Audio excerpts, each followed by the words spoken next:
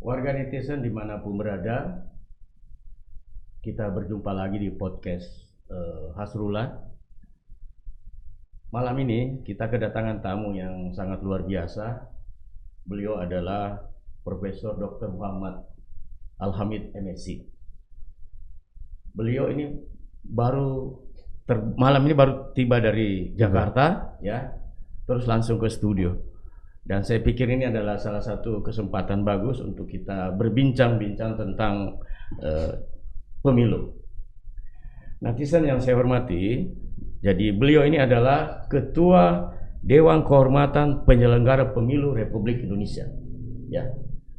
Jadi dia adalah orang yang sangat menentukan, memberi legitimasi terhadap penyelenggaraan pemilu. Sebelumnya adalah Ketua Bawaslu Sulawesi Selatan 2012, 2017. 2012, 17 saya Ketua Bawaslu RI. Oh, RI, ya. Kemudian yang luar biasa lagi, dia adalah penerima bintang Penegak Demokrasi Utama tahun 2015. Ya. Selamat malam, Prof. Muhammad. Selamat malam, Pak Hasrullah. Ya, bagaimana kabarnya? Alhamdulillah sehat walafiat. Ya. Alhamdulillah. Malam ini kita berbincang-bincang tentang penyelenggaraan pemilu, tentang integritas, ya. Tapi saya ingin tanya dulu, penerbangan Jakarta Makassar malam ini gimana? Alhamdulillah agak sedikit delay. Makanya saya 30 menit bergeser dari jadwal yang saya sudah konfirmasi kepada Pak Hasrullah. Ya. Karena ada delay dari Jakarta, tapi langsung dari bandara saya ke sini. Ya. Baik, sebelum kita lanjutkan perbincangan kita lihat yang satu ini.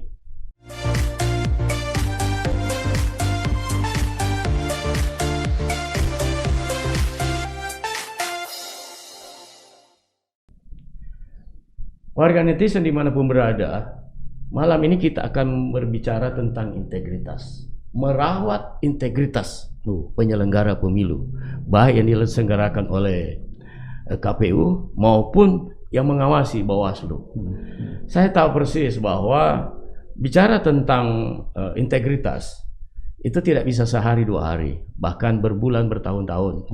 Dan cukup mengagetkan kalau ada penyelenggara pemilu yang beberapa waktu lalu kena OTT oleh KPK gitu. Ini berarti ada sesuatu yang harus kita diskusikan bersama pada malam hari ini, dan saya kira orang yang sangat berkompeten membicarakan ini adalah Profesor Muhammad. Kira-kira apa sih persoalan utama yang kita hadapi di Dewan Kehormatan Penyelenggara Pemilu selama Prof Muhammad bertugas sebagai di tempat itu gitu. Baik, Pak Hasrullah. Assalamualaikum warahmatullahi wabarakatuh. Pertama-tama saya merasa terhormat mendapat undangan dari Pak Hasrullah. Pak Hasrullah ini guru saya, mentor, ya, senior saya. Ketika beliau mengundang saya melalui Jabri WhatsApp, saya mengatakan insya Allah siap. Dan alhamdulillah bisa hadir langsung di studio Pak Hasrullah ini. Jadi kurang lebih 3 tahun ini saya dipercaya sebagai anggota dan sekarang menjadi Ketua Dewan Kehormatan Penyelenggara Pemilu. Problem pemilu pilkada kita memang sangat kompleks. Kita ini adalah negara yang ditetapkan dalam Perhimpunan Penyelenggara Pemilu Sedunia sebagai negara yang pemilunya paling kompleks. Panjang, kompleks, dan sangat penuh dengan tantangan. Ya. Proses rekapitulasi itu sangat panjang, ya. Tingkatan-tingkatannya sangat panjang. Mulai dari TPS, kelurahan, kecamatan, kabupaten, provinsi sampai tingkat pusat. Dan setiap tingkatan itu punya problem yang berbeda-beda, ya. Nah, di Dewan Kehormatan Penyelenggara Pemilu sebagaimana amanat Undang-Undang 7 2017 tentang pemilihan umum itu diberi mandat untuk memastikan bahwa KPU Bawaslu mulai dari tingkat pusat sampai tingkat TPS paling rendah itu menegakkan aturan dan memahami prinsip-prinsip kode etik dan kode perilaku. Jadi concern DKPP itu adalah bagaimana memastikan penyelenggara pemilu menjalankan tahapan dengan profesional dan penuh etika. Kalau hanya mengandalkan keahlian tata kelola pemilu, alhamdulillah kita cukup banyak SDM kita.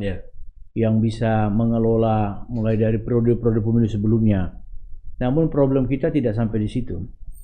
kita juga membutuhkan orang-orang yang punya kapasitas etika, kapasitas moral, sehingga bertemu antara profesionalitas dan integritas. Itulah figur ideal penyelenggara pemilu yang diharapkan. Demikian. Kalau Undang-Undang Nomor 7 2017 ini kan sangat abstrak sekali gitu ya, bicara tentang mandiri, jujur, adil, kepastian hukum, terbuka, proporsional, profesional, kemudian akuntabel, kemudian efektif dan efisien. Ini sebagai penyelenggara pemilu, bagaimana memberi breakdown sehingga konsep yang sangat abstrak ini bisa turun dalam aplikasinya dalam baik di kegiatan pemilu maupun pada saat pengawasan gitu. Pertanyaan ini sangat penting dan strategik, ya, bahwa kita tahu nilai-nilai atau asas pemilu yang tadi Pak Asrul sampaikan itu memang bahasa undang-undang, abstrak, luas, sangat umum. Maka DKPP mencoba menyusun sebuah peraturan teknis. Kita beri nama peraturan DKPP tentang kode etik dan pedoman perilaku. Jadi kita mengelaborasi asas-asas yang tadi Bapak sebutkan itu. Jadi ada pedoman ya, ada pedoman perilaku yang diimplementasikan. Benar. Jadi misalnya asas umum, asas mandiri, itu bentuk perilaku seperti apa ya yang seharusnya ditampilkan oleh penyelenggara pemilu. Jadi ada elaborasi teknis. Dulu di era guru kita Profesor Jimli, ketua DKPP yang pertama, itu hanya menjelaskan tentang kode etik saja, asas-asas umum tadi. Tidak sampai di breakdown dalam bentuk kode perilaku. Nah, di era Pak Harjono dan saya lanjutkan sekarang bersama 7 anggota DKPP RI, itu kita lakukan breakdown secara lebih jelas. Supaya orang tahu membedakan bahwa ini asas perilaku mandiri itu seperti apa bentuknya. Sehingga kalau dia keluar dari pakem itu, nah bisa kita uji atau bisa kita nilai dia melanggar kode etik. Tapi apakah pedoman itu dipakai pada saat memberi justice ya, memberi sanksi kepada orang-orang yang terlibat dalam dalam pemilu gitu. Umpamanya tentang ada KPU yang melanggar, Bawaslu yang melanggar. Itu bagaimana dalam persidangan yang dilakukan implementasi pedoman itu gitu? Jadi setiap fakta persidangan itu kita publis kepada masyarakat. Semua sidang DKPP itu terbuka. Jadi setiap penyelenggara pemilu disidang oleh DKPP itu DKPP membuka akses kepada publik. Kecuali kasus-kasus tertentu, misalnya kasus asusila karena menyangkut privasi seseorang, biasanya kita nyatakan tertutup. Nah, di sidang-sidang itu kemudian kita minta akuntabilitas penyelenggara terhadap asas-asas yang tadi itu. Bagaimana Anda menjadi anggota KPU, anggota Bawaslu dalam menerjemahkan prinsip kemandirian misalnya. Anda itu tidak mendapatkan tekanan dan pesanan dari manapun juga. Ya, kadang-kadang kan anggota KPU itu problemnya adalah tidak kuat mendapatkan tekanan. Baik dari atas, dari kiri, dari kanan atau dari parpol, dari mana saja. Ada pertanyaan kunci barangkali Prof Muhammad ya. Pada proses seleksi di KPU itu kan sampai ratusan orang yang mendaftar gitu. Baik di tingkat kabupaten, di tingkat provinsi maupun di tingkat nasional gitu. Kenapa masih ada orang yang dalam tanda kutip tidak bisa melaksanakan asas-asas seperti ini, tidak jujur terjadi kolaborasi antara kandidat dengan partai dengan kemudian dengan penerima suap dari beberapa tempat. Kenapa ini bisa terjadi gitu? Padahal ini kan proses seleksi cukup panjang, mulai dari tes psikotes sampai tes tertulis, sudah tertulis wawancara lagi, sudah wawancara dirundingkan, disidangkan lagi. Bahwa ini orang yang berhak duduk di KPU maupun di Bawaslu. Kenapa juga terjadi seperti itu gitu? Ini pertanyaan publik yang paling sering ditanyakan. Terima kasih Pak Asrul kembali menegaskan pertanyaan penting ini. Jadi memang kalau kita lihat proses seleksinya itu sangat ketat. Mereka-mereka yang terpilih itu adalah orang-orang yang menurut saya qualified sampai proses seleksi selesai. Tapi sesungguhnya ujian sesungguhnya ketika dia sudah menjabat. Betul. Jadi lah dia clear, dia bisa menghadapi proses seleksi itu, mulai dari tes administrasi, psikologi, kesehatan sampai interview dengan pansel sehingga penetapan.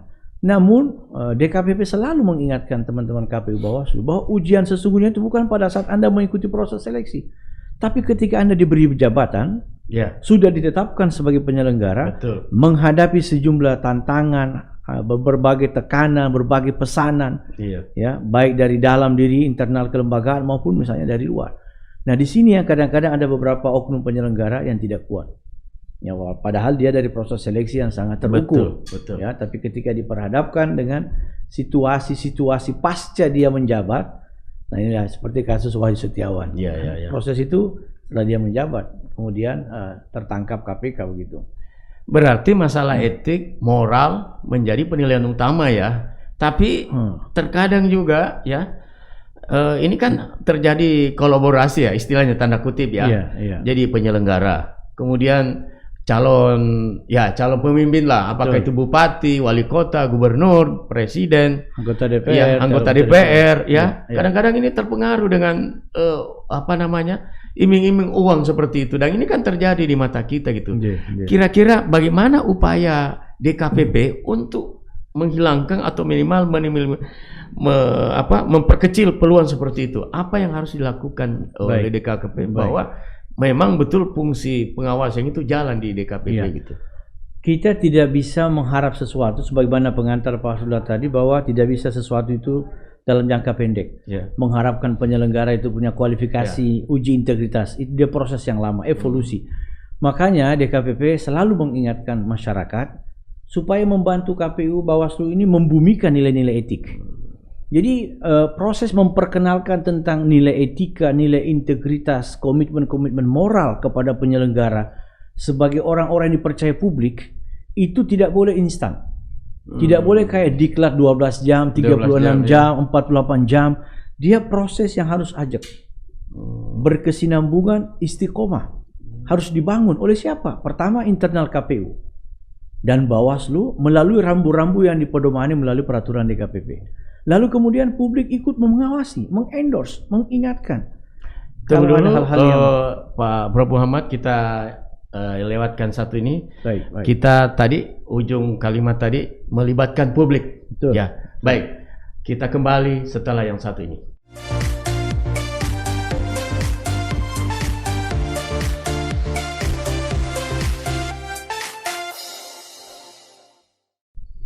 Warga netizen dimanapun berada, Prof Muhammad sudah menjelaskan bahwa bagaimana melibatkan publik dalam pengawasan ini. Betul.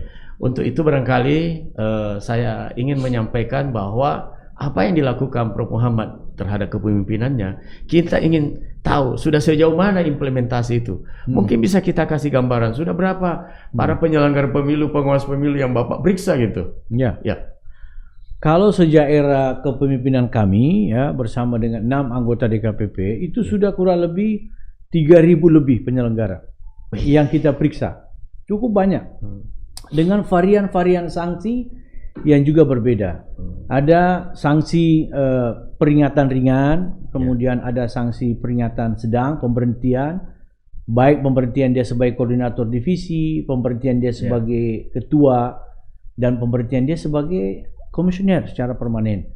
Nah, ini derajat pelanggaran etiknya itu diukur berdasarkan fakta sidang. Jadi DKPP sebenarnya ini kan sesuai dengan namanya Pak Abdullah, Dewan Kehormatan Penyelenggara Pemilu. Komitmen DKPP, visi DKPP, tujuan atau wewenang DKPP adalah menjaga kehormatan penyelenggara. Nah, bahkan sanksi yang kita berikan itu juga dalam rangka menjaga kehormatan lembaga. Kita tidak mau ada 1-2 oknum penyelenggara yang sudah melacurkan amanah itu, ya, yang sudah gagal uji integritas, itu bertahan di sebuah lembaga yang seharusnya mendapat kepercayaan publik. Mereka yang dulu di sini adalah orang-orang yang sekali lagi mendapat amanah luar biasa, proses seleksi yang sangat ketat, anggaran negara juga sangat luar biasa kepada lembaga KPU dan Bawaslu ini.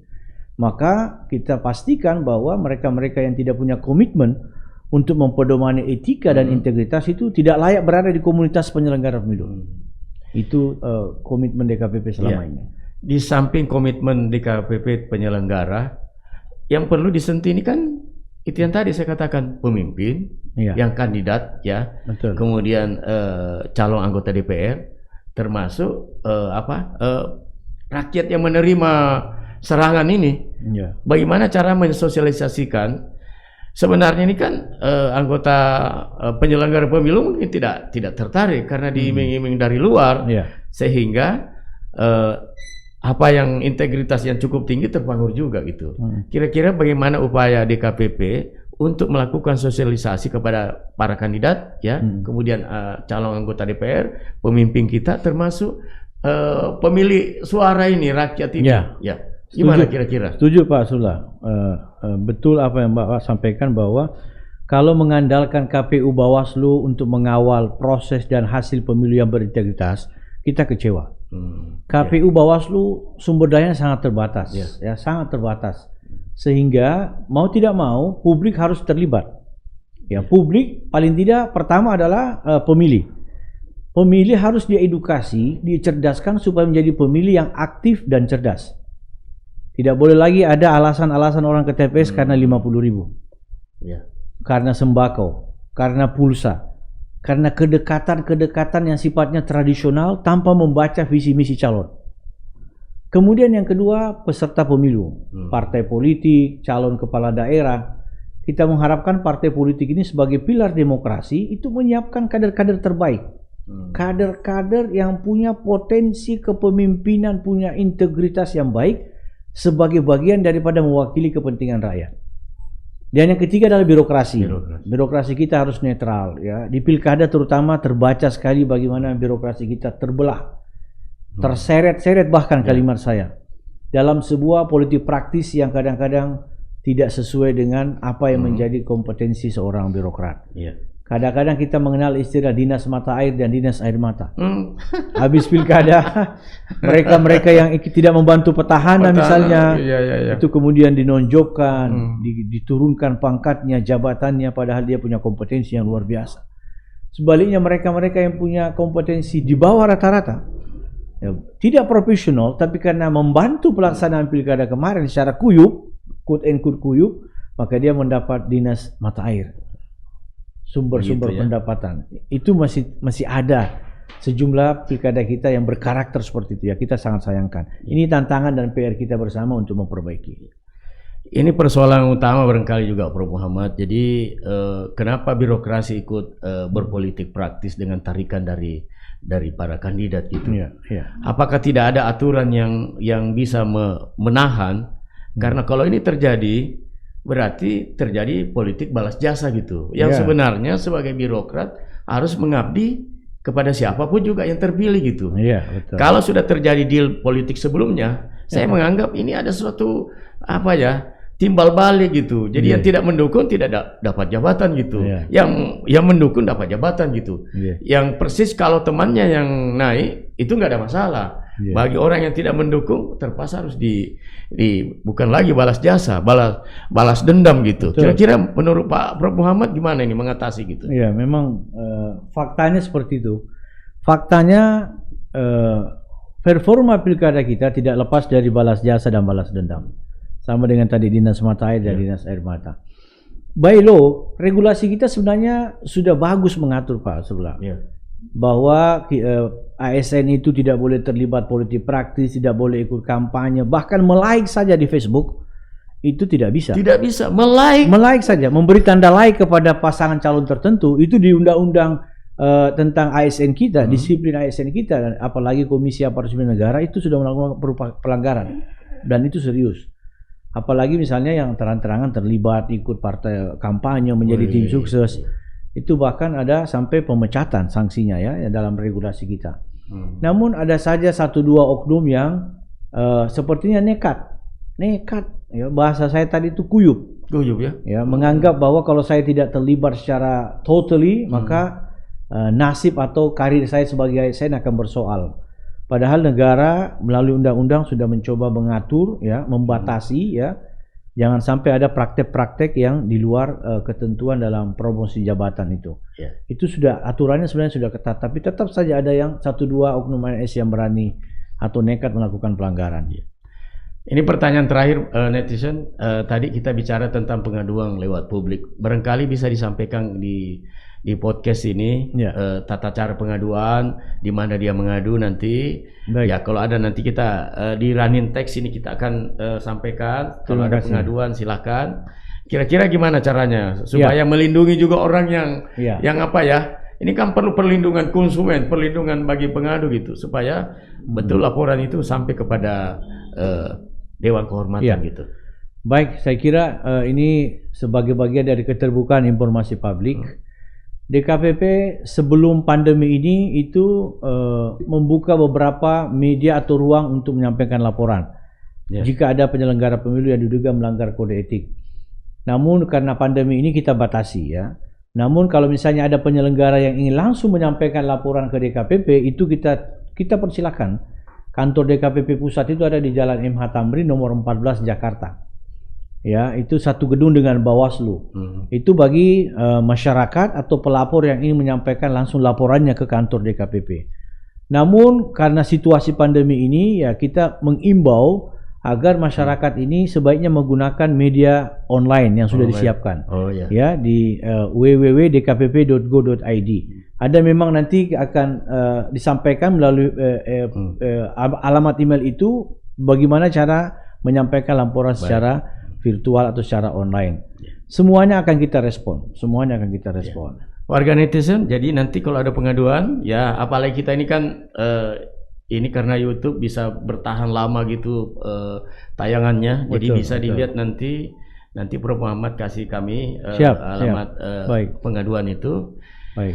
Yang terakhir barangkali ada himbauan barangkali untuk menghadapi Pilkada 2024 ya. Betul. Ya, kira-kira apa yang ingin disampaikan supaya betul-betul DKPP ini bisa menjadi sebuah lembaga pengaduan yang bisa merespon masyarakat gitu.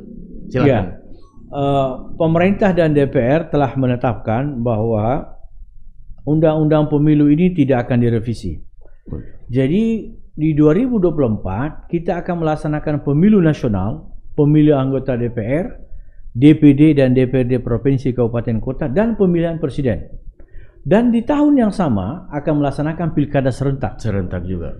Ini saya kira pertama kali terjadi dalam sejarah pemilu kita. Tantangannya sangat luar biasa, maka dibutuhkan penyelenggara-penyelenggara pemilu yang sekali lagi punya komitmen integritas yang kuat. Nah, ini sekali lagi peran publik akan sangat menentukan bagaimana dia ikut mengawasi, ikut mengendorse, ikut mencegah jangan sampai terjadi pelanggaran. Saya setuju dengan apa yang disampaikan Pak Hasunda tadi di tengah-tengah sesi ini bahwa kadang-kadang penyelenggara ini kan mau tegak lurus dengan aturan.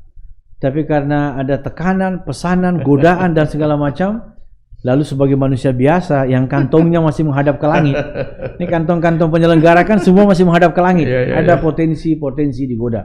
Maka sekali lagi saya mengharap sebagai bagian daripada hakim etik, Ketua DKPP dan seluruh jajaran DKPP agar supaya kita bersama-sama mengawasi seluruh penyelenggara, bersama-sama mengingatkan potensi-potensi pelanggaran kode etik, dan bersama-sama mewujudkan pilkada dan pemilu yang berkualitas dan berintegritas.